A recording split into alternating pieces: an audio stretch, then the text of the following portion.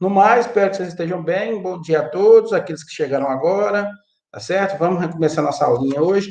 Hoje nós vamos falar de um assunto extremamente interessante. Nós vamos falar de aberrações, né? Quando a gente tem problemas com esses cromossomos, tá?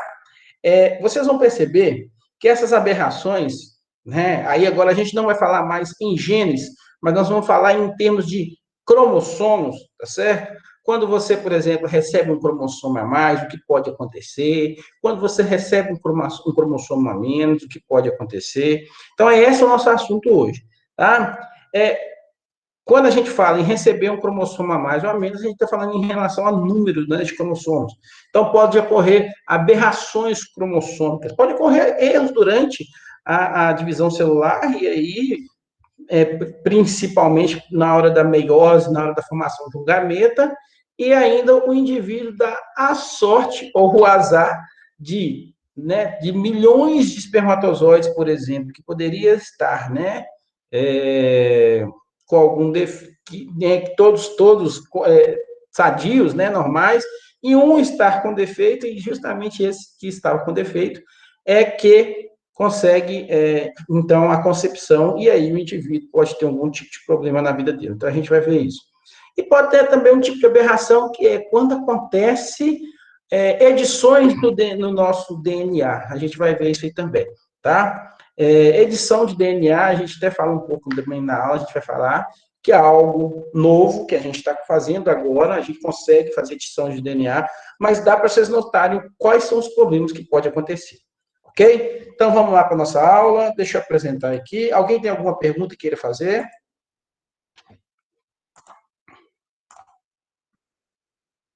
Bom, então, acredito que daqui a alguns segundinhos vocês já conseguem visualizar minha tela. Agora, acho que vocês já visualizam minha tela? Alguém pode me dar um feedback, por favor? Já sim. Beleza, então vamos lá. Deixa eu apresentar aqui. Então, a aula de hoje nós vamos falar, né? São alterações na estrutura e no número de cromossomos. Você pode ver esse assunto, você pode encontrar como alterações na estrutura de cromossomos, alterações no número de cromossomos, ou ainda vocês podem ver relacionada a aberrações, né? Tanto na estrutura quanto no número de cromossomos, tá? Bom, então, nessa aula, nós vamos ver então, dois tipos de aberrações, que é aquelas quando eu tenho alteração na estrutura dos cromossomos, né? Quando eu tenho algo que está acontecendo diferente na estrutura. Imagine que o cromossomo, a gente vai ver daqui a pouquinho, ele tem um formato, e aí pode acontecer algumas alterações nesse formato do cromossomo, a gente vai ver quais são elas. Dentre as alterações, a gente vai ver sobre deleção, também conhecido como deficiência, né? Duplicação, inversão e translocação. E vamos ver também a alteração no número de cromossomos, né? A gente vai entender o que é euploidia, aneuploidia, tá certo? O que é um euploide, o que é um aneuploide, tá certo? Às vezes esses nomes são muito falados e a gente não sabe o que significa. Então, hoje vocês vão saber o que é. Vale lembrar que 50%, metade dos abortos, né, espontâneos em humanos são devido a essas alterações cromossômicas, tá certo?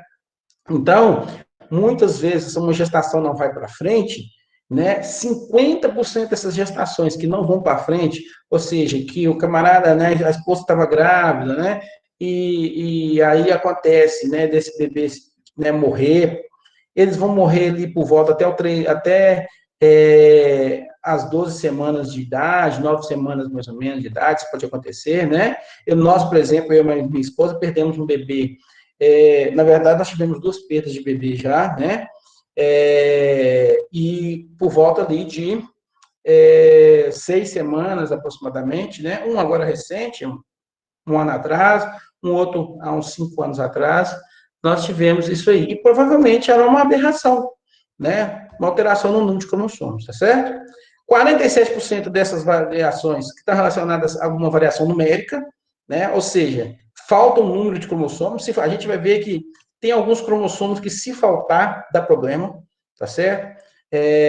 Ou se ele tiver em trissomia, né?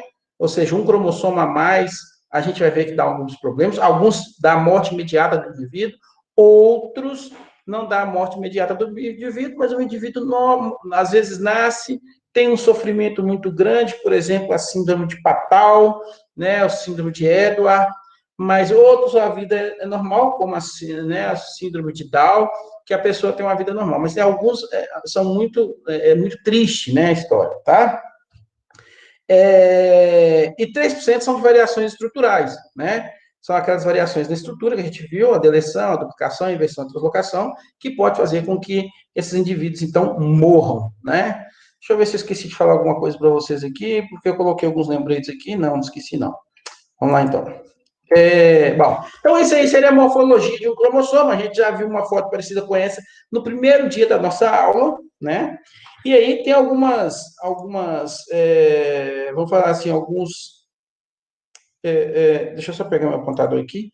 Tem algumas estruturas aqui no cromossomo que são interessantes para a gente. Primeiro que isso aqui, a gente sabe, isso aqui é uma fita de DNA, né? O cromossomo é uma fita de DNA que está totalmente novelada aqui, junto com algumas proteínas, né? Formando os nucleossomos, e ele tem essa disposição que normalmente, né, ele não fica do jeito que vocês estão vendo aqui, né? Na célula, ele não fica dessa maneira, ele fica sempre desenrolado na célula, ele só vai estar nessa forma quando ele está pronto para se dividir, seja ele na mitose ou na meiose.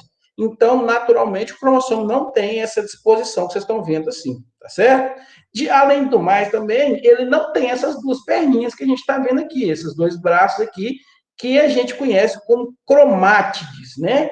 Então, ele não tem essas cromátides aqui, como vocês estão vendo aqui. Normalmente, ele vai ser apenas uma perna, uma unidade aqui, né? Seria só isso aqui, ó, tá? É como se eu fizesse uma secção aqui no meio e ele teria ou essa parte de cá, certo? Esse aqui já é um DNA duplicado, preparado para fazer uma divisão celular. Bom, primeira estrutura que a gente vai ver é essa aqui, ó, esse telômero.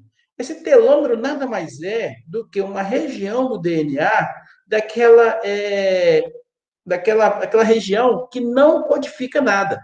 Lembra que nós temos duas regiões que não codificam nada, que é a eucromatina e a heterocromatina? Aliás, temos duas regiões do DNA, que uma é codificante e outra não é. Uma é eucromatina e a outra é heterocromatina, é isso? Então, essa aqui são as regiões do DNA. Deixa eu só colocar aqui um lembrete meu aqui, para não esquecer, só um minutinho, pessoal. Peraí.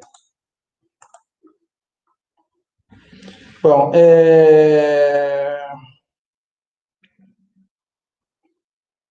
tá. Vamos lá. Então, essas regiões aqui, elas são extremamente importantes para poder...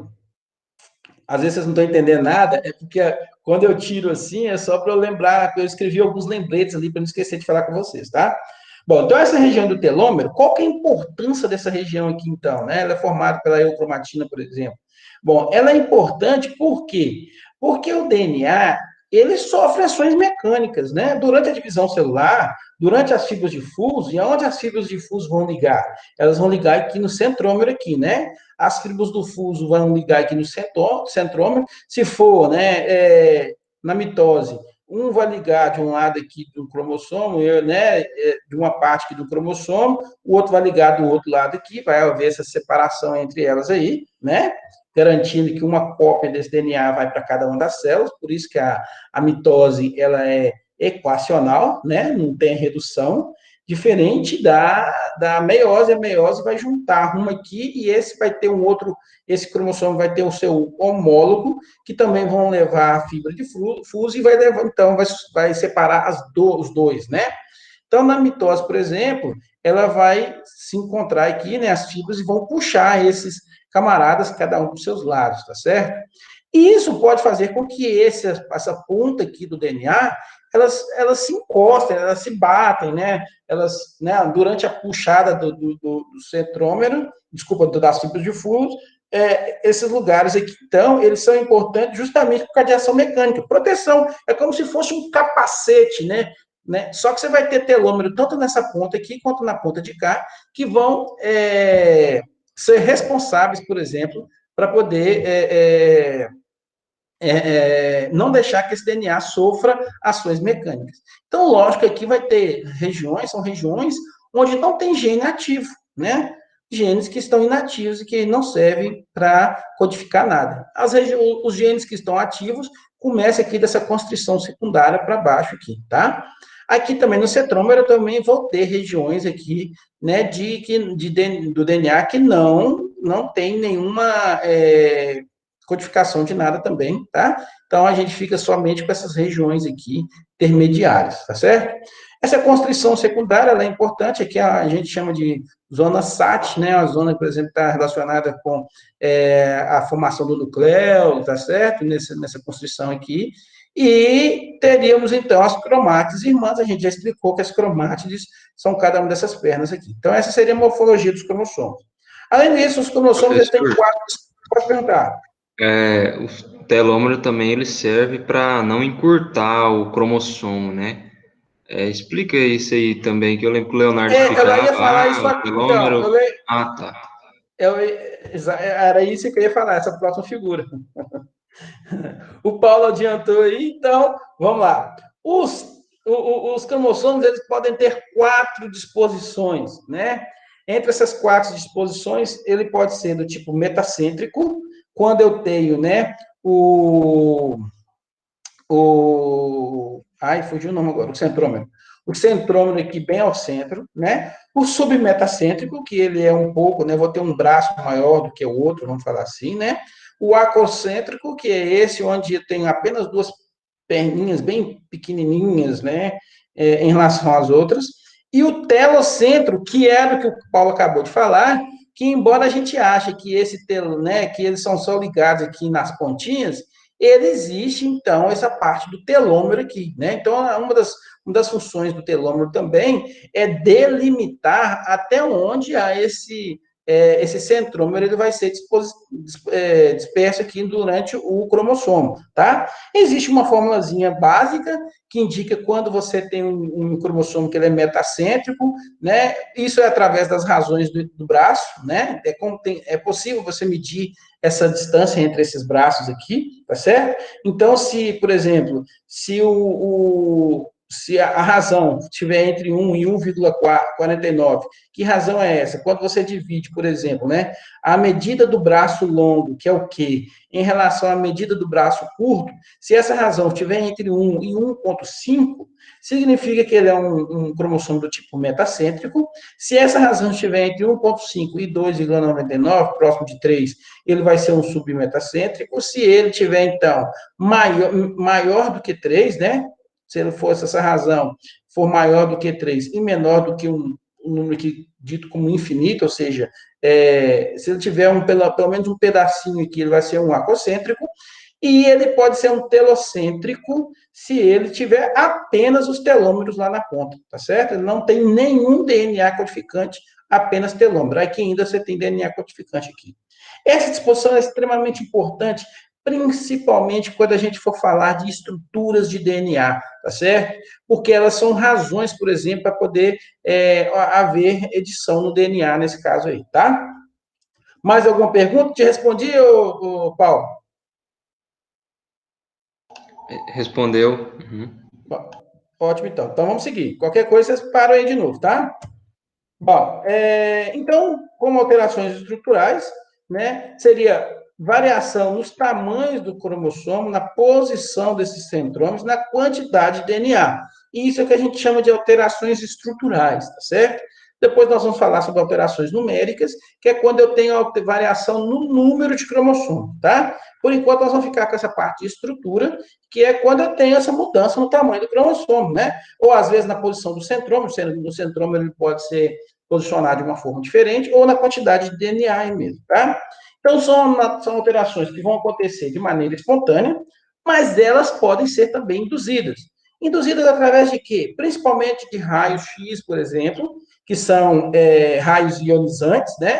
Então, raio X, raio gama, por isso o perigo dessa exposição em raio X, tá certo? Em raios gamas, por exemplo, né? É extremamente perigoso, por isso que você, quando vai fazer uma radiografia, seja ela no dente, ou seja ela, né, em alguma parte do seu corpo, alguém vem e coloca um manto de chumbo em cima de você, porque o raio-x ele não consegue penetrar, né, aquele manto ali de chumbo ali, ele faz uma proteção, e isso é importante extremamente. E você sempre vão ver também que toda vez que alguém que trabalha com raio-x, ele vai acionar o raio-x, ele vai para uma salinha, né? E essa salinha, ele fica atrás dessa salinha ali, para ele poder evitar as radiações, porque ele trabalha todo dia com isso.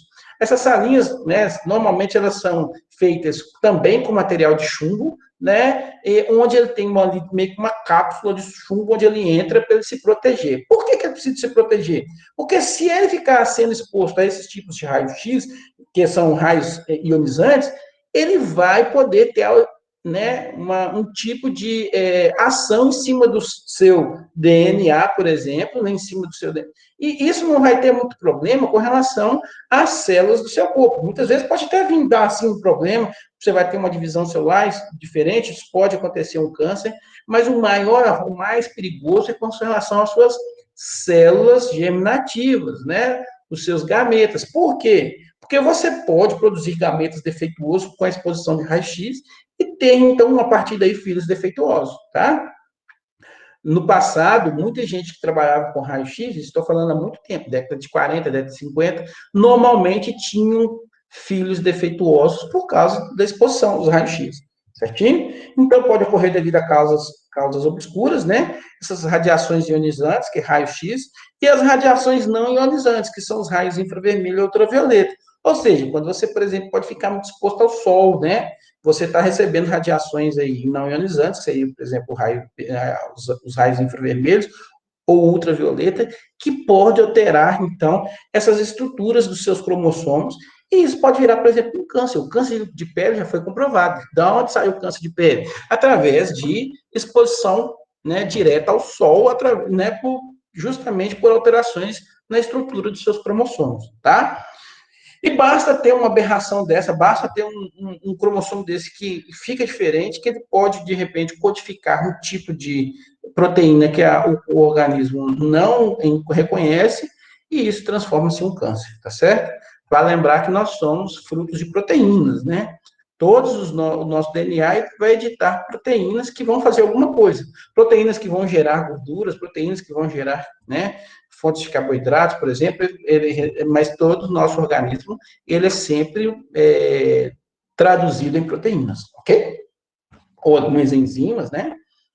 Bom, alterações estruturais normalmente são deletérias, são para matar o indivíduo, tá certo? Nosso corpo ele foi feito de acordo com, né, algumas regras. Se foge a regra, o indivíduo vai morrer, tá? E nesse caso, na natureza, ele é eliminado pela seleção natural, né? Ele vai ter, por exemplo, uma condição que ele não vai conseguir sobreviver se não for por ajuda, e na natureza, ele, então, seria selecionado naturalmente, tá? Então, esse é o grande problema dessas alterações. Mas a gente vai ver algumas delas, por exemplo, que mesmo que houver essa alteração na estrutura, ela vai permitir que o indivíduo tenha vida normal, não vai acontecer nada, tá? Na verdade, o que acontece é o seguinte, toda alteração estrutural, ela só vai ser problemática se houver perda da informação genética.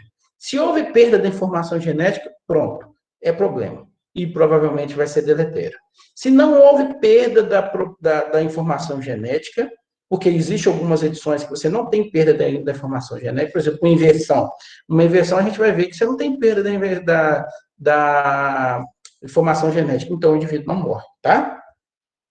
E aí a gente já havia falado, né, vários tipos, os mais famosos são deleção, duplicação, inversão e translocação, são os que a gente normalmente estuda, que são os que mais vão acontecer, tá certo? Bom, então, quando a gente fala, por exemplo, em deleção, esse é um problema. Deleção significa deletar, né?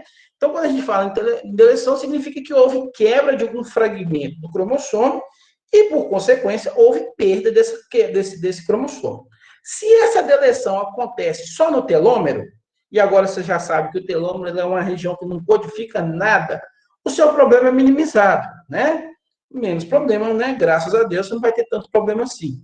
Porque não tem perda de informação genética útil. Vai ter perda de informação genética, mas uma região, né, da eukromatina que não codifica nada, certinho? Bom, Mas, se essa região, por exemplo, se essa perda não acontece, às vezes, na parte terminal, acontece, por exemplo, aí ela precisa de duas clivagens, né? Ela aconteceu no meio do cromossomo.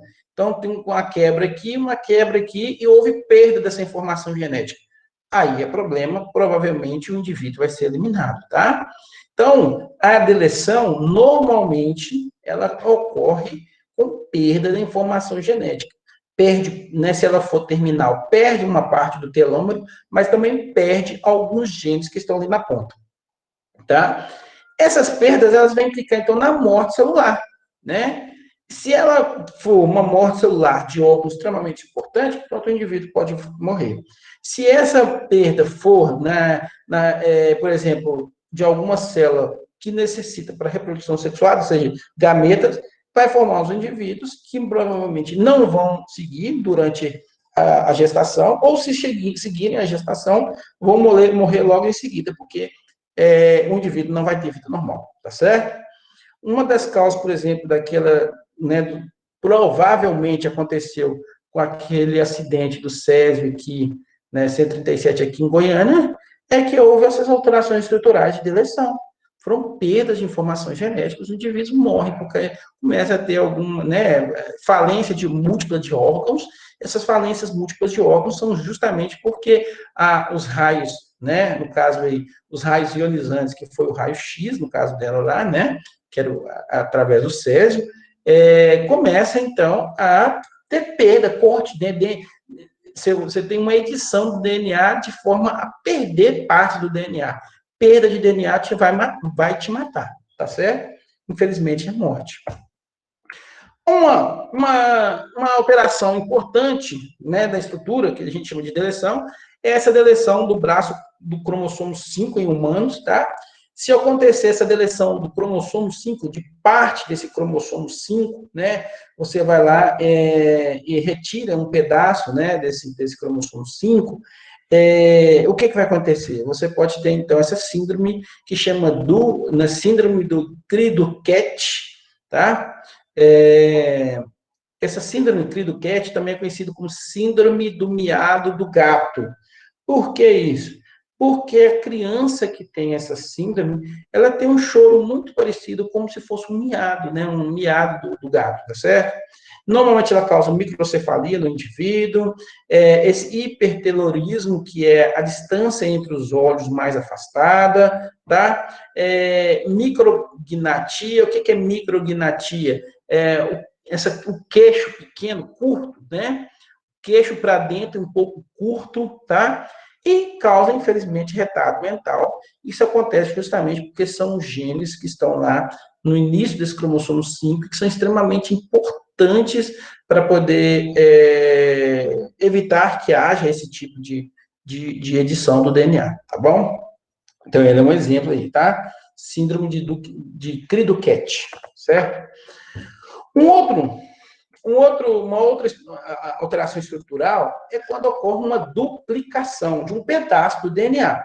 Essa duplicação pode acontecer em qualquer parte do cromossomo, tá certo? Então, essas duplicações, elas acontecem, pode acontecer por causa de lógico, uma exposição a um raio ionizante, ou mesmo ao não ionizante, né? Mas pode acontecer também durante a divisão celular, tá? Durante a divisão celular, um pedaço ali do DNA, ele, por algum motivo, ele é clivado, e aí ele se reconstrói, e depois ele se liga de novo. Isso acontece, tá? Pode acontecer quebra do DNA em qualquer momento, e o DNA, ele volta a se reconstituir de novo, tá? Isso pode acontecer. E aí, houve, então, uma duplicação. Nesse caso, não há perda da informação genética. Na verdade, o que vai acontecer é uma duplicação da informação genética. Então, como não há perda da informação genética, pode, né, assim, a boa parte das duplicações, elas não matam o indivíduo. O indivíduo tem uma vida normal, tá certo? Lógico que pode ser uma duplicação de uma região que pode dar algum problema, sim, pode, mas a maioria dos indivíduos que têm problemas de duplicação, o indivíduo não morre, tá certo? E aí ela pode ser de três tipos, desculpa, de 4 tipos. Ela pode ser do tipo tandem, que é uma... A gente vai até falar sobre isso aqui agora, ó, do tipo tandem, né? Que é uma duplicação contínua, por exemplo. Eu tinha aqui, por exemplo, esse aqui seria o cromossomo normal, né? Ele teria, então, os genes A, B, C, D, E, F, G, H, né? Nessa sequência. Então, houve aqui ó, uma duplicação apenas do CDE, né? Então, ele vai ter o CDE duplicado aqui. Então, a gente chama isso aqui de tandem quando ele mantém essa sequência. O C em primeiro, o D em segundo e o E em terceiro. Então, a gente chama isso aqui de duplicação em tandem ou fita, tá? Mas pode acontecer desses caras se inverterem. Houve uma clivagem, né? E aí inverte a ordem, né? Como se essa ponta ligasse do lado de cá e essa ponta ligasse do lado de lá. Então, seria o DNA ficaria com A, B, C, D, E, aí começaria com E, D, C e depois continuaria. Então, esse é um tandem reverso. Não tem problema algum, tá? O DNA não tem problema se você... A gente vai ver, por exemplo, que se esse pedaço aqui de DNA que fosse clivado caísse num outro DNA, né? Se associasse a um outro DNA, a informação não foi perdida, o indivíduo tem vida normal. O problema é só se perder informação, tá? Então, pode acontecer também que um pedaço privado aqui vá parar em outro lugar, por exemplo, entre o A e o B aqui. Olha lá, não teve perda, tranquilo, o indivíduo tem vida normal, né? Foi no braço diferente. Ou pode acontecer o que a gente acabou de falar, que é o deslocado, que é quando você tem, né? A duplicação, você duplica lá o CDE e ele cai em outro DNA, em outro cromossomo. Por exemplo, né? Um cromossomo nada a ver com ele aqui, não é nem seu homólogo. Tranquilo, esse é deslocado, não há perda de duplicação, não tem problema algum. Ok? Ó, uma outra alteração estrutural é a inversão. A inversão é o seguinte, é como se houvesse uma clivagem entre o DNA aqui, né, no DNA, pode ser aqui no meio, desculpa, no DNA não, no cromossomo. Pode ser no meio, pode ser na ponta, e ele só inverte, né, de ponta cabeça aqui e se liga de novo. Não tem problema nenhum esse tipo de alteração. A informação está lá, não houve perda da informação genética. Não, se não há perda da informação genética, tranquilo, o DNA, né, ele vai se manter. Ah, professor, mas e se essa clivagem acontecer no meio de um DNA, de um gene? Né? Então, está no meio da codificação de gene, ele corta aquilo ali, inverte e pega metade de um outro gene. Não vai ser uma estrutura diferente? Acredite, não. O DNA, ele consegue reconhecer que aquele gene ali começou e que o final dele está muito lá na frente, tá? Ele reconhece isso, tá certo? A DNA polimerase, ela consegue entender que está tendo esse tipo de troca e ela, opa, sem problema nenhum, tá? Consigo resolver o problema aqui. Então, galera, inclusive nós temos muitos genes que são sobrepostos. Existem genes, por exemplo, que o gene começa, né? Aí começa um gene, aí tem uma sequência daquele gene, né? No início daquele gene, aí acontece o início de um outro gene, tá certo? Aí finaliza o primeiro gene e depois finaliza o segundo. Não tem problema algum, a DNA polimerase ela consegue reconhecer isso. E tem genes que estão dentro de um outro gene. Tem um gene que às vezes a sequência dele é muito grande, o outro a sequência é muito curtinha. Um está totalmente dentro do outro. A DNA, né, polimerase, ela entende isso e ela consegue codificar isso, tá? Tá bom? Então, esse tipo de alteração estrutural, né, que é a inversão, ela não tem perda de informação genética, tá? E como não há perda da informação genética, o indivíduo também tem vida normal, tá certo? Pode acontecer, às vezes, assim como as outras também pode acontecer, né, que a gente viu, que foi a duplicação, de causar uma esterilidade parcial. Por que uma esterilidade parcial? Porque pode ser que um indivíduo que seja, né, que tenha inversão, ele não seja reconhecido ali na hora da formação, por exemplo, das fibras de fuso, alguma coisa assim, e aí a própria célula entende que aquela sequência está um pouco, né, errada e decide ter a morte celular, né? Então, aquele gameta ali, que provavelmente, se ele fosse normal, ele seria pronto para ter uma concepção, a célula, né, entende que ela está um pouco errada, existiu algum tipo de edição, e aí ele né, programa, então, a morte celular, e aí, por isso, essa esterilidade parcial, tá certo? Esterilidade parcial significa que o indivíduo não teria as mesmas quantidades de gametas do que um indivíduo normal, ele tem uma quantidade mais baixa por causa desses gametas defeituosos, tá bom? Esse tipo de inversão ela pode acontecer quando a gente chama de inversão paracêntrica, né? As duas quebras acontecem no mesmo braço, ou pericêntrica, quando ela acontece próximo aqui do centrômero, né? Então, ele trocaria, né, a região do centrômero, tá certo? Mas isso não dá problema algum, não, tá? Então, aqui que a gente está falando, ó. Essa aqui é a pericêntrica, quando ela acontece entre o centrômero, né? Então, a única coisa que vai fazer é inverter o centrômero aqui, de região, de lugar, e a paricêntrica é quando ela não envolve o centrômero, tá bom? Bom, normalmente essa inversão, durante a meiose, por exemplo, né, na hora que vai ter o pareamento dos cromossomos homólogos lá, né, se aconteceu, por exemplo, a inversão em um cromossomo e não aconteceu no outro cromossomo, que provavelmente isso vai acontecer só no cromossomo, a chance de acontecer nos dois cromossomos na mesma região é extremamente baixa, né? Então, vai acontecer uma alça, né? Igual vocês estão vendo aqui, ó. Porque, como houve uma inversão, é preciso que haja essa formação de alça dos cromossomos homólogos para eles poderem se ligarem certinho nas regiões onde eles deveriam se encontrar, tá? Principalmente se isso aqui a gente estiver falando de meiose, onde há a formação do próximo over, né? Mas isso aqui não dá problema algum, tá certo? Só vai aparecer essa alça, mas isso pode, na maioria das vezes, ter a divisão celular de forma certinha, sem nenhum problema, tá bom? Tanto a paricêntrica como a pericêntrica, e aqui essa região que a gente está vendo aqui, essa setinha aqui, ó, seria a região do centrômero, né? E não tem problema algum, vai formar essa alça, mas vai ter uma divisão de forma, né, correta. Bom, e por último, dessas alterações estruturais, a gente vai ver a translocação. A translocação nada mais é que você retirar um pedaço do cromossomo e colocar ele em outro cromossomo, né? Então, tira ele de um lado e passa para o outro lado, tá? Lógico, não há perda da informação. Se não há perda da informação, ele não altera o fenótipo do indivíduo, né? Então, você não perde nem ganha DNA, não tem problema algum, né? Nesse caso, então, como não há perda da informação genética, ela não é tão deletéria assim, né? Existem dois tipos de translocação. Aliás, na verdade, existem três tipos de translocação. Os livros, na maioria das vezes, vão falar de dois tipos apenas, que é essa translocação simples e a translocação recíproca. Quando eu vou ter uma translocação simples?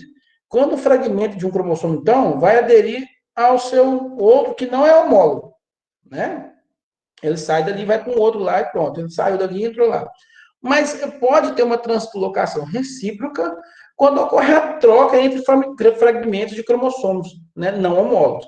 Por que tem que ser não homólogo? Porque se for troca de cromossomos, de fragmentos entre cromossomos homólogos, esse nome a gente já conhece. É o quê? O crossing over, né?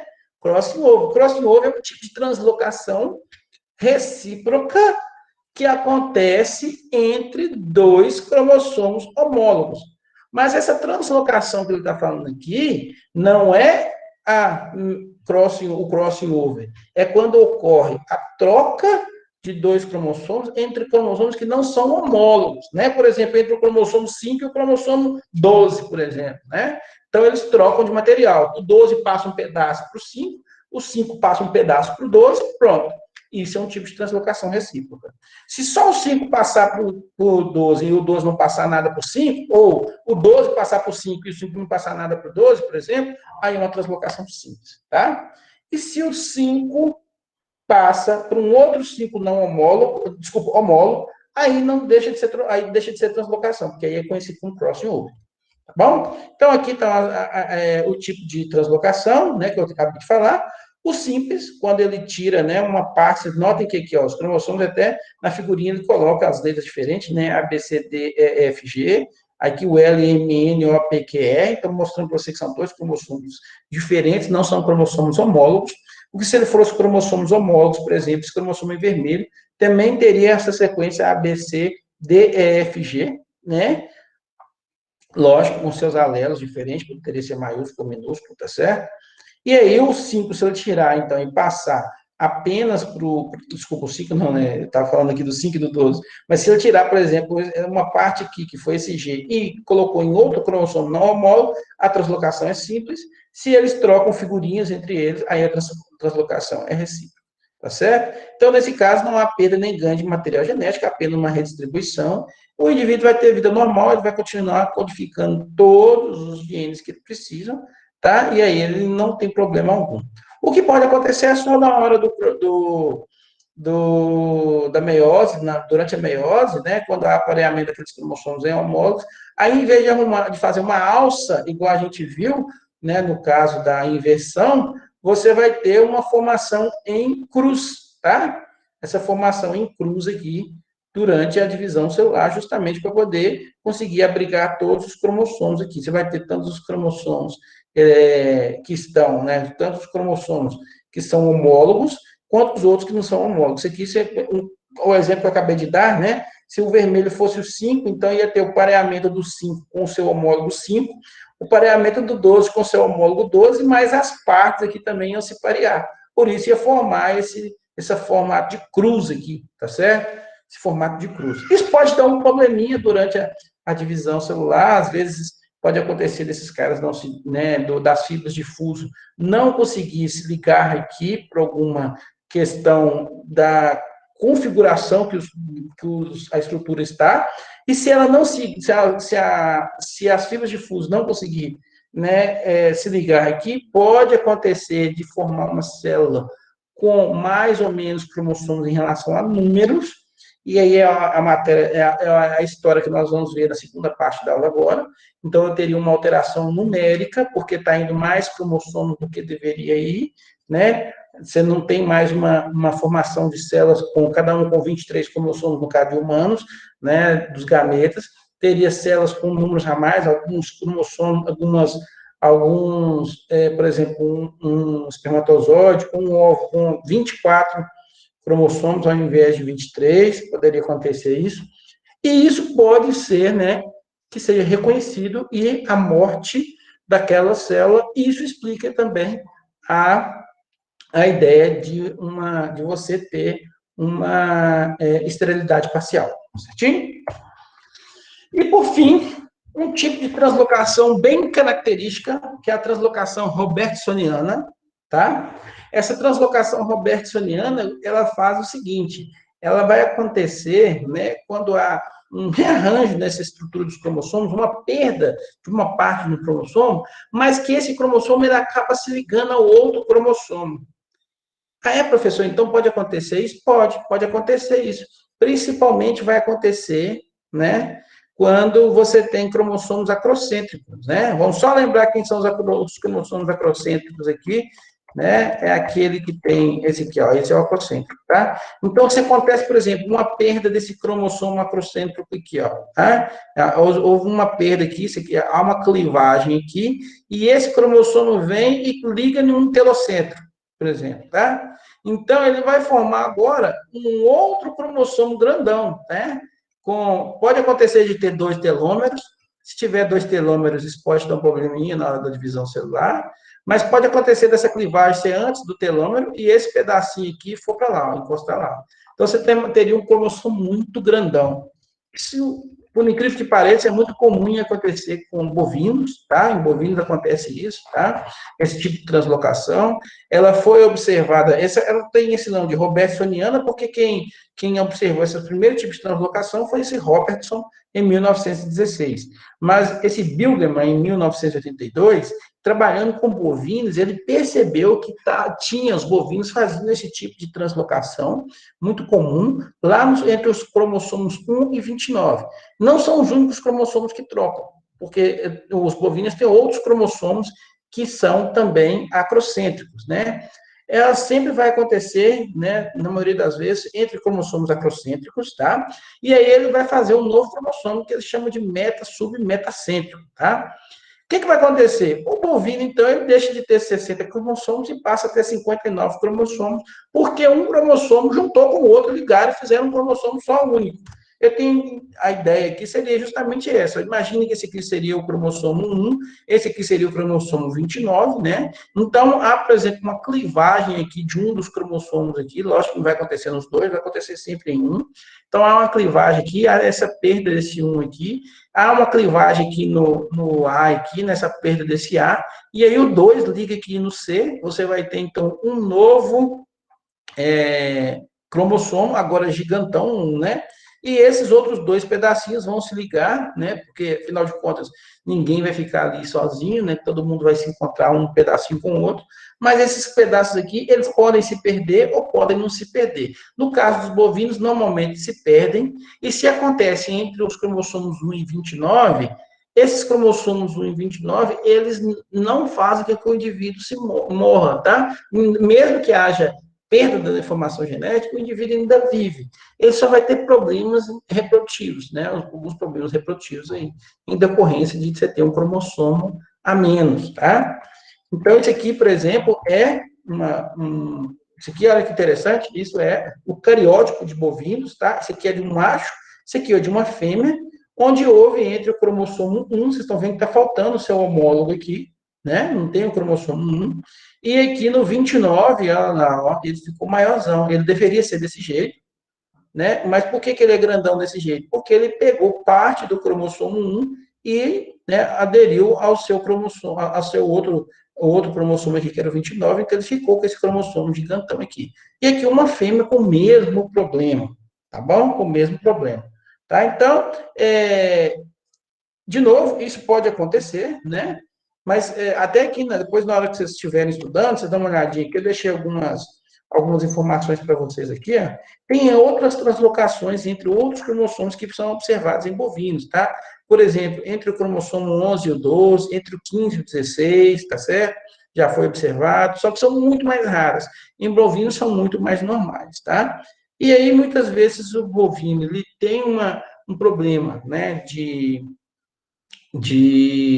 fertilidade, as pessoas, né, ficam sem saber por que aquele animal não tem problema de fertilidade, e quando vai fazer seu cariótipo, descobre que ele tem uma translocação robertsoniana, e essa é uma das causas da fertilidade, né, dos bovinos. Acho que 30% das causas de infertilidade bovinos acontece por causa desse tipo de translocação robertsoniana, tá bom?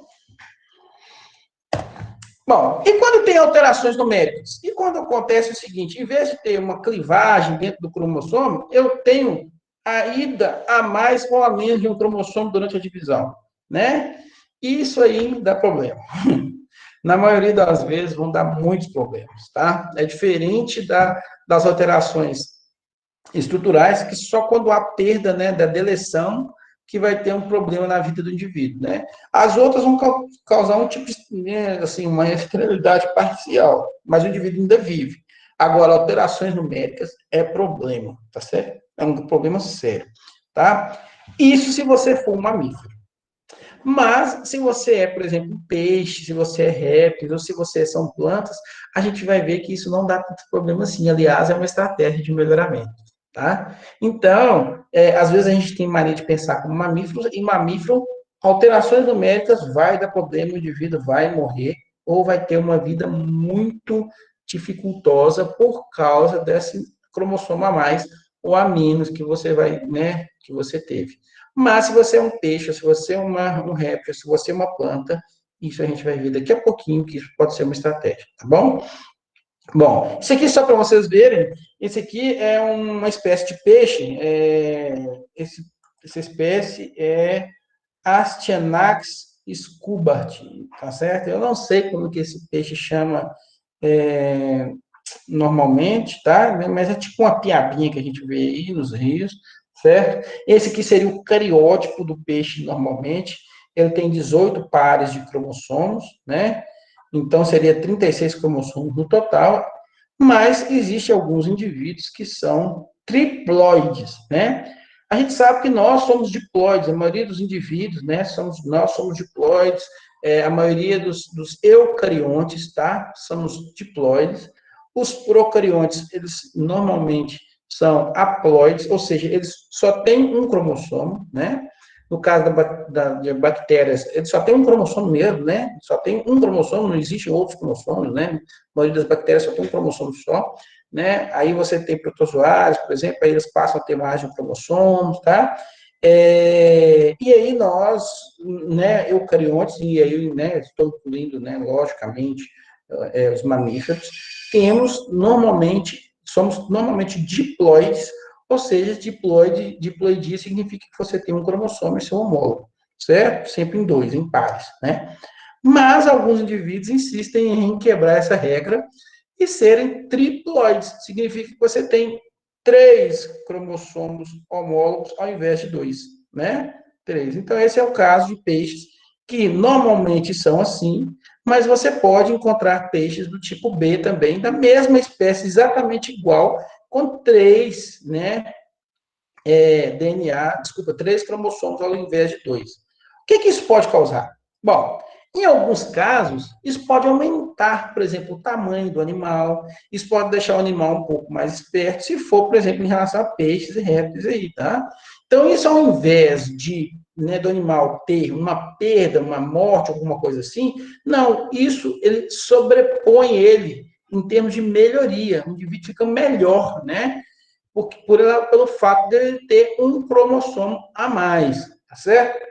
Lógico que são animais de vidas muito mais simples, plantas também de vidas mais simples, e isso não daria um problema.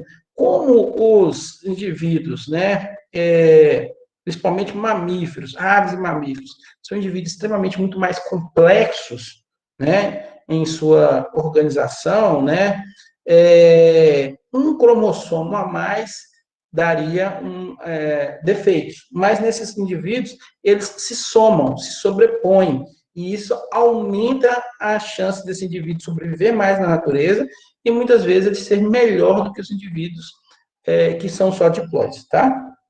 Bom, então essa variação numérica de cromossomos, ela ocorre através do número básico, né? Esse número básico é o número de distintos cromossomos de uma espécie, né? Então, pode acontecer o aumento dos números de cromossomos distintos de uma espécie, ele ter cromossomos a mais do que ele deveria ter, né?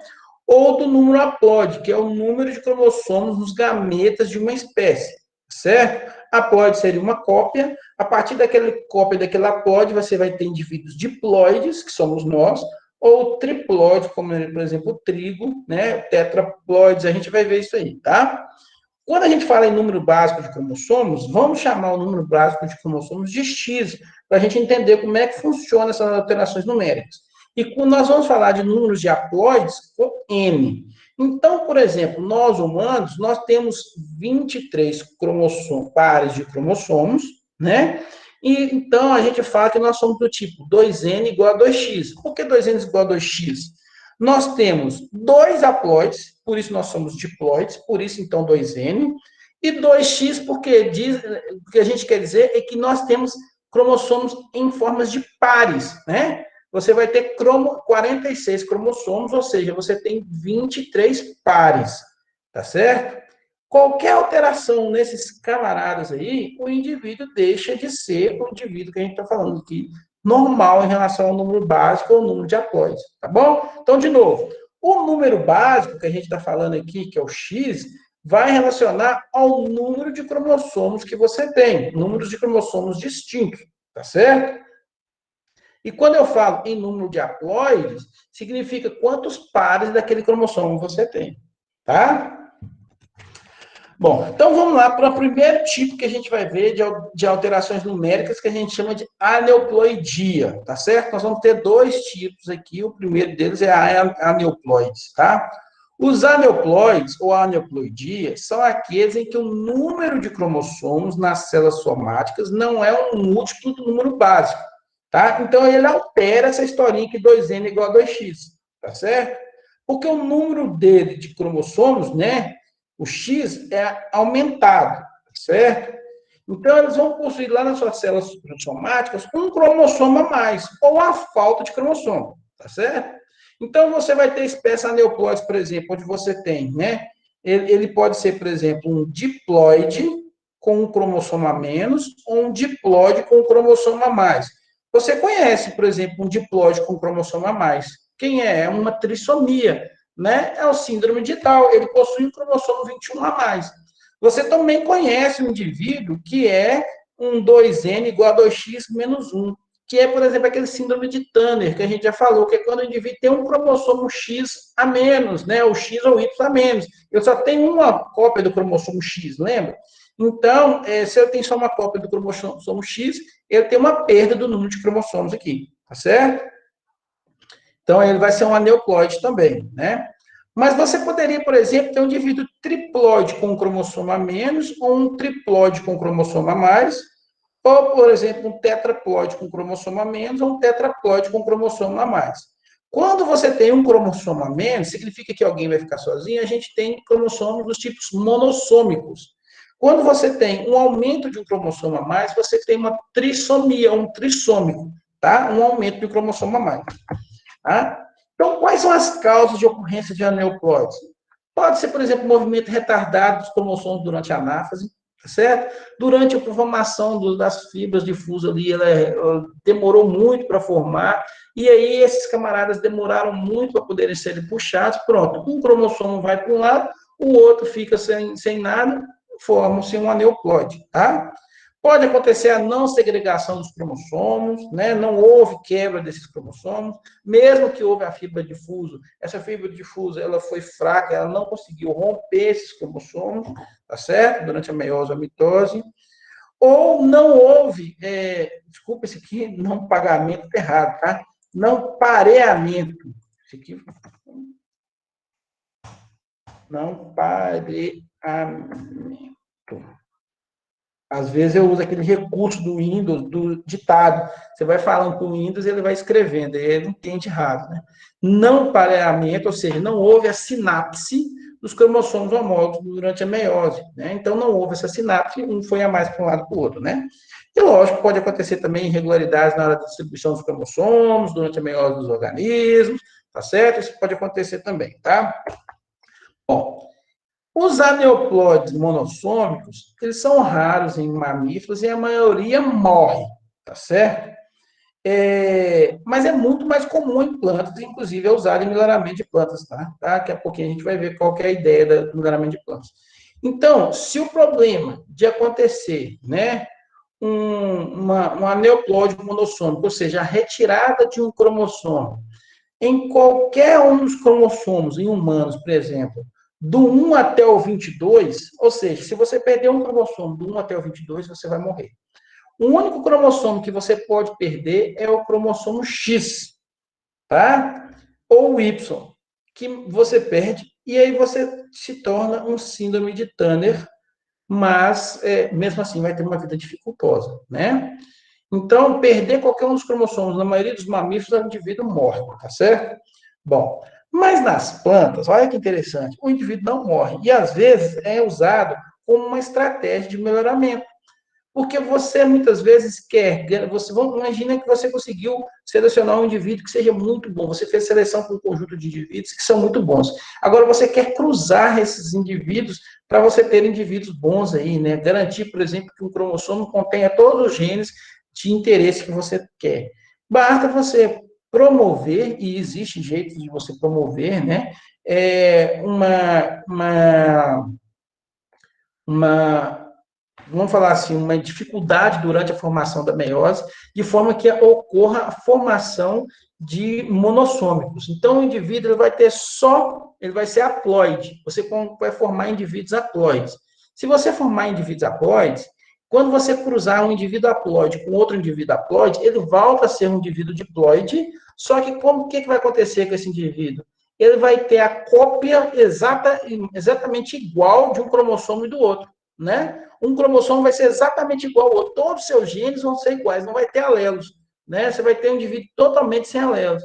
Aí, isso é uma causa. Por exemplo, a resistência à ferrugem em trigo foi organizada dessa forma, né? Eles conseguiram identificar aonde tinha o gene da resistência à ferrugem, e aí eles fizeram isso, né? Eles fizeram indivíduos haploides que cruzaram com outros haploides, e aí não houve mais alelos, né? E aí você tem uma população 100% resistente à ferrugem em trigo, tá? Sem alelos recessivos, que poderiam, por exemplo, ser susceptível à ferrugem, tá? Então, através dessa forma. Mas, às vezes, vocês estão perguntando, mas como eu consigo, professor, então, fazer isso, né? Então, existem algumas técnicas, né? Como, por exemplo, técnicas de bombardeamento, né? Você bombardeia, por exemplo, alguns... eu já até fiz isso em laboratório, tá? Você pega, por exemplo, uma semente, alguma coisa assim, você bombardeia, existe um canhão que bombardeia íons, né? Naquela semente, de forma a alterar, então, a divisão celular quando ela começar a se germinar. Ou a própria exposição a uma substância, por exemplo, a colchicina. A colchicina, ela interrompe a formação de fibra de fuso, e aí ela consegue, então, alterar isso aí, formar neopróteses, tá? Bom, um exemplo, então, que eu acabei de falar, né, que se você tiver um cromossomo a menos, então aqui são os cromossomos de humanos, e aí eu havia acabado de falar para vocês aqui que se você perder um desses cromossomos aqui, vai dar problema, né? Então, se você perder, pessoal, já estou acabando, tá? Para ficar tranquilo. Então, todos os cromossomos você tem pares, né? Então, tá aqui um cromossomo 1, o 2, o 3, todos eles em pares, né? O 4, o 5, isso aqui são pares, nota que eles não estão ligados, tá?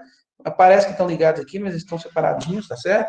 Se você perder qualquer um desses cromossomos aqui até o 22, você vai morrer.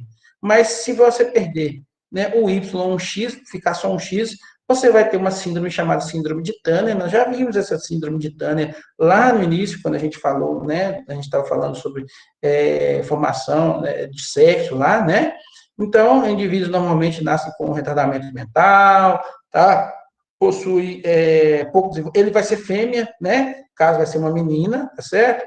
Mas ovários subdesenvolvidos, não tem menstruação, as unhas são pequenas, tá? Normalmente tem baixas estaturas, tem manchas pela pele, não tem, né, desenvolvimento dos seios, tá bom? Os mamilos muito separados, então, mãos pequenas, tá? A maioria dessas síndromes causa mãos pequenas, os metatarsos muito curtos, vocês vão ver, os pés também, normalmente tem uma abertura muito grande entre o dedão e os outros dedos, né? Possuem os dedos muito distantes uns dos outros, tá certo? Tem problemas de coração, principalmente pela constrição da aorta, tá? São algumas causas. E pode acontecer um aneuploide trissômico, que é quando você tem, ao invés da perda de um cromossomo, você ganha um cromossomo a mais, tá? Em plantas, isso tem pouca alteração. Um exemplo é essa planta aí, Datura stramonium, que é uma plantinha de flor bem bonitinha, que você normalmente tem em alguns jardins aí, ela dá um frutozinho, e aí, inclusive, eles fizeram, né, através da colchicina, né, observaram o que aconteceria se você tivesse um cromossomo a mais, né? Por exemplo, o cromossomo, essa planta tem 12 cromossomos, né? 12 pares de cromossomos, tá certo? Se aumentar um cromossomo a mais, ele altera o fruto, a alteração no tamanho do fruto, ou às vezes na forma do fruto, mas a planta continua sendo normal. Então, aqui, por exemplo, esse aqui é o caso quando aumenta um cromossomo, o cromossomo 1 a mais, esse é o cromossomo 2 a mais, aí o cromossomo, por exemplo, 9 a mais, o 12 a mais, todos esses aqui são quando aumenta um cromossomo a mais, tá? Problemas dos aneuploides trissômicos. Bom, se você tiver aumento de um cromossomo a mais, se for, por exemplo, no cromossomo 1, no 2, no 3, no 4, no 5, no 6, no 7, no 8, no 9, no 10, no 11, no 12, você vai morrer, tá certo? Então, o aumento desses 12 primeiros cromossomos a mais aqui tem morte do indivíduo. O 13 não dá problema, o 14 também não, mas, né, desculpa, o 14 dá problema.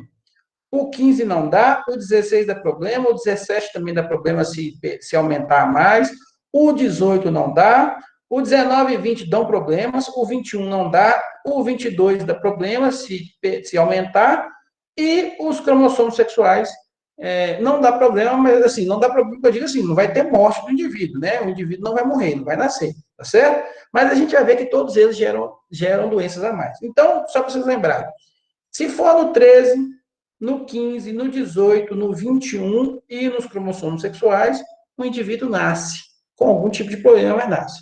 Nos outros, se aumentar um cromossomo a mais, ele morre embrionariamente, tá certo? ou seja, é morte embrionária, o indivíduo nem vai nascer, tá? Então, esse aqui é o caso da síndrome de Patau, é a trissomia do cromossomo 13, ou seja, o cromossomo 13 tem um indivíduo, né, ele aumentou um cromossomo a mais, então esses indivíduos nascem com polidactilia, que é aumento do número de dedos, tanto das mãos quanto dos pés, né? Nasce com fendas, né? Ó, detalhe, isso aqui não significa lábio leporino, tá? Não é o caso de lábio leporino, não, tá certo? Porque os síndromes de Patau, eles também têm distanciamento entre os olhos e eles têm retardamento mental, tá certo?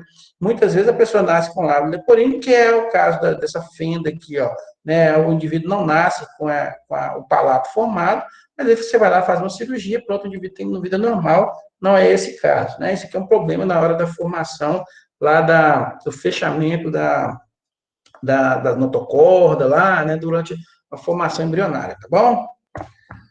Um outro, a síndrome de Edward, isso acontece no cromossomo 18, ou seja, a trissomia do 18, um aumento a mais do cromossomo, né, de um cromossomo no 18, tá? Isso vai dar um problema de retardamento mental. Eu não peguei do cromossomo 15, tá, pessoal? Mas tem também.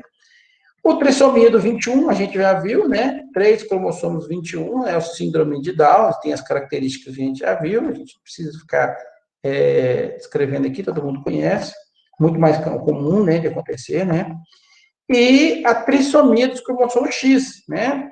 Que vai formar a síndrome de Klinefelter, né? Que a gente já viu também, nós já decidimos, nós já falamos sobre isso aí lá no início, né? Indivíduos com ginecomastia, os síndromes de Klinefelter serão masculinos, né? Sexo masculino, mas ele tem alguns aspectos femininos aqui neles, tá certo? Pelo fato de ele ter um cromossomo X a mais, tá? Bom, com relação a euploides, né? Porque a gente viu agora a situação quando eles são aneuploides. O euploide é quando ele tem um conjunto a mais de cromossomos, tá certo? Isso, então, ele seria em todos os seus cromossomos, ele tem um conjunto a mais, é como se você, em vez de ter, né, 23 pares de cromossomos, você teria trincas, 23 trincas de cromossomos, e isso aí é um euploide, tá? E, então, você aumentaria um cromossomo a mais de cada um deles, tá certo? Bom, um exemplo disso, aí eu posso ter dois tipos, que é o monoploide e o poliploide. O monoploide é aquele que o indivíduo, em algum momento, ele só tem um cromossomo, enquanto os outros indivíduos têm 2 cromossomos. É o caso, por exemplo, das abelhas, né, do zangão. O zangão tem 16 cromossomos, ele tem um cromossomo a menos, enquanto as fêmeas têm 32 cromossomos. As fêmeas são diploides e o zangão, ele é haploide, tá? Isso é uma estratégia utilizada no melhoramento de milho, no caso, né? Enquanto lá na resistência ao trigo você só tem a perda de um cromossomo só, né, para formar indivíduos resistentes à doença do trigo lá, né? A ferrugem. No caso do melhoramento de milho, você pode formar indivíduos igual ao zangão. Ele perde um cromossomo de cada um dos seus cromossomos, né, dos seus pares de cromossomos. No caso do milho, ele tem 20 cromossomos, aí você poderia formar, por exemplo, indivíduos de 10 cromossomos e depois cruzar essas populações, tá certo? Você você formaria indivíduos híbridos no caso aí, sem alelos, né? Indivíduos totalmente puros. Então, é uma estratégia que o pessoal tem feito muito, por exemplo, em populações de milho, para melhoramento de plantas de milho, tá? E você pode ter os poliploides, que é quando você tem um conjunto a mais de cromossomos.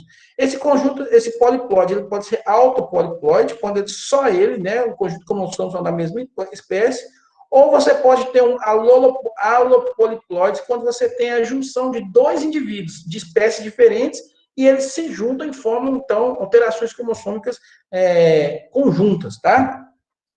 O que vai acontecer no... Alguém vai me perguntar? O que vai acontecer no autopoliploide? Bom, se você aumenta o número de cromossomos, o indivíduo vai ser maior, né? Então, vai ter flores maiores, no caso de plantas. Quando você tem, por exemplo, espécies de plantas que têm flores, né, normalmente de um tamanho comum, aí você tem plantas melhoradas com flores muito grandes, maiores, é o caso das orquídeas, por exemplo, né? Você vê as flores muito grandes, né? Ou dessa planta aí, maravilha. E isso é um autopoliploide, significa que você aumentou um cromossomo a mais em cada um dos seus cromossomos, o indivíduo fica maior, né? Você pode fazer esse tipo de estratégia para aumento de frutos, né?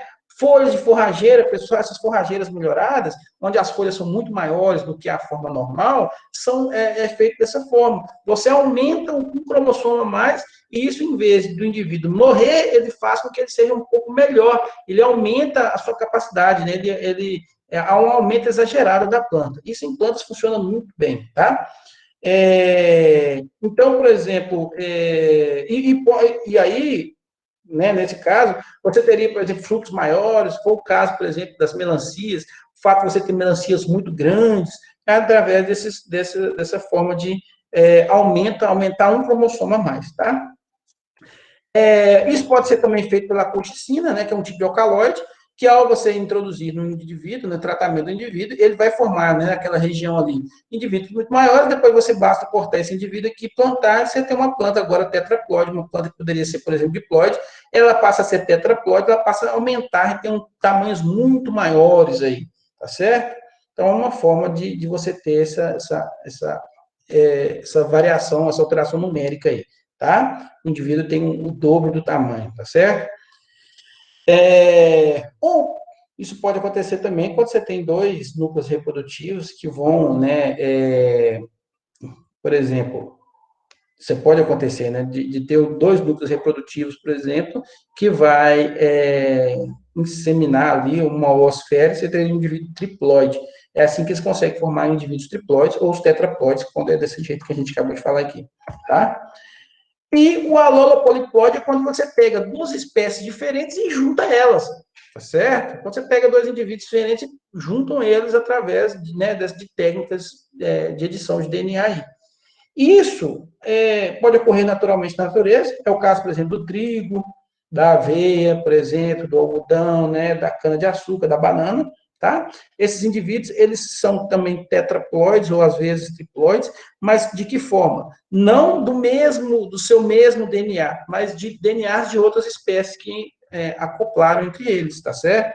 Então, o trigo, por exemplo, ele é triploide, aliás, ele é triploide não, ele é um hexaploide, ele tem 6 pares de cromossomos dentro de um mesmo cromossomo, mas 2 pares, por exemplo, né, de uma espécie, por exemplo, aqui no caso do trigo, né, da espécie Monococcus, o outro, por exemplo, é da Turgissum, e o outro da Tauchi. Então, você tem 3 indivíduos aqui, né, 3 espécies que formam um único indivíduo, e esse aqui seria a variedade Aestivum, né, em trigos, que é muito mais produtiva, né? Então, isso pode acontecer. No passado, tentou-se fazer algo muito interessante, o camarada ele queria cruzar rabanete com repolho, porque esses camaradas, essas plantas, elas são, todas elas têm 18 cromossomos, e ele queria se juntar, porque é o seguinte, ele queria formar uma planta que tivesse folhas de repolho e raiz de rabanete. Né? Ele resolveria o problema, ele chamou isso, inclusive, dessa espécie de rafanobrássica, que era né, a junção do ráfanos, que é o rabanete, com a brasca, que é o repolho, tá certo? Então, a ideia era formar um novo indivíduo, onde a gente teria folha de rabanete, folhas de repolho e raiz de rabanete, o indivíduo seria 100%, né, produtivo.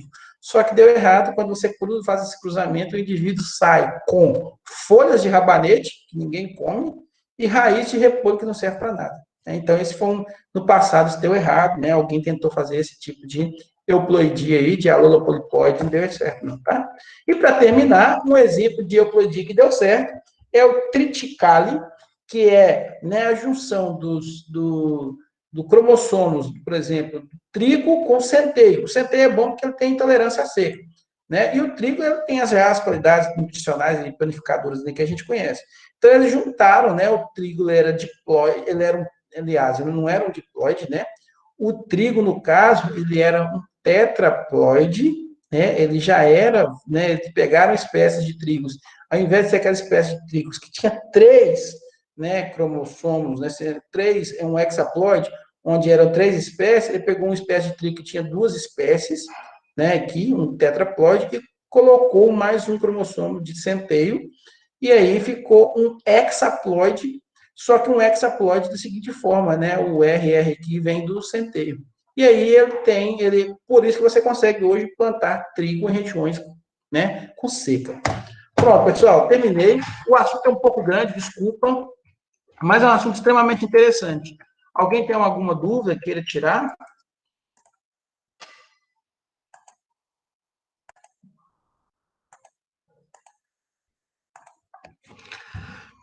Bom, deixa eu só fazer a chamada rapidinho aqui para liberar vocês.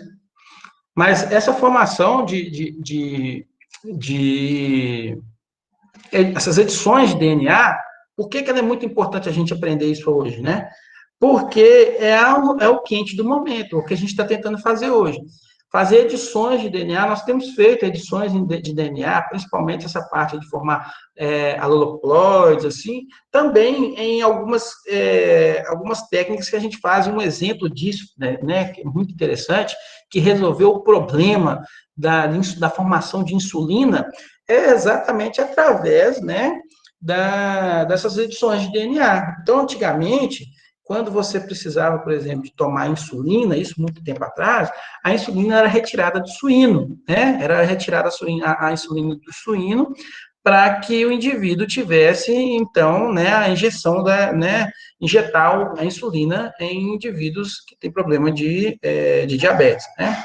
Bom, hoje foi feita, então, uma edição do DNA, né, foi feita tipo uma translocação, onde você pega, por exemplo, a região codificante de insulina do ser humano e coloca numa bactéria, e aí as bactérias hoje é que produzem insulina para a gente, né? Então, essa bactéria foi feita uma edição de DNA, uma translocação, né? Uma forma diferente de você fazer isso, e hoje nós temos tentado fazer esse tipo de coisa, né? Por exemplo, essa formação de carnes, né, que o pessoal né, tem feito hoje, carnes de laboratório, bactérias produzindo carnes, né? Outras, outros organismos produzindo carne, nada mais é que exatamente isso. Você pega a região codificadora de músculos e insere em bactérias, faz uma edição de DNA, né? E aí aquele indivíduo começa a produzir carnes, então, que essa carne de laboratório que vocês estão vendo, que estão produzindo, e isso ameaça, inclusive, o nosso trabalho, né? A gente fica um pouco assustado com isso. Mas é exatamente esse assunto da aula de hoje. Por isso que eu queria que vocês assistissem esse assunto, a importância de assistir esse assunto, porque tá em moda e pode, inclusive, ser um problema para nós, né?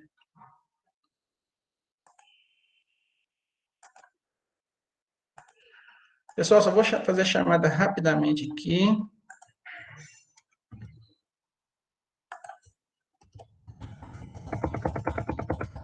Mas eu acho que o nicho de mercado para esse tipo de produto aí, professor, é muito pequeno e é muito passageiro. Então, hoje tenho muito medo. Principalmente com relação a essas pressões aí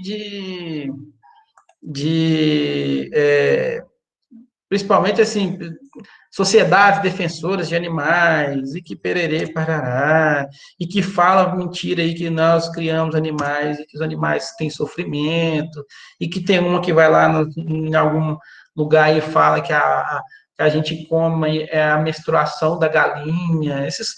As pessoas que não conhecem, escutam esse tipo de coisa e saem vendendo esses negócios aí, sabe? E a gente acaba. Gente, tem uma pessoa que está logada aqui, Laís Amaral. Ela não participa aqui, não. É o nome de alguém? Sou eu, a Júlia, que estava logada no meu computador, aí acabou entrando por dentro. Dona Júlia, muito bem. Você está bem diferente, Júlia. Está loira agora. É só para colocar presença aqui, tá? Tá bom. Senão, já estou terminando. Mas, enfim, Paulo, como eu havia dito, isso não sei, sabe? Não sei até onde as pessoas acabam. Uma fake news é capaz de dar esse tipo de repercussão, sabe? As pessoas falam com tanta certeza que a gente acaba sendo alvo de críticas aí. Você já viu essas críticas que nós sofremos aí, principalmente quando, por exemplo, fala que criação de gado tem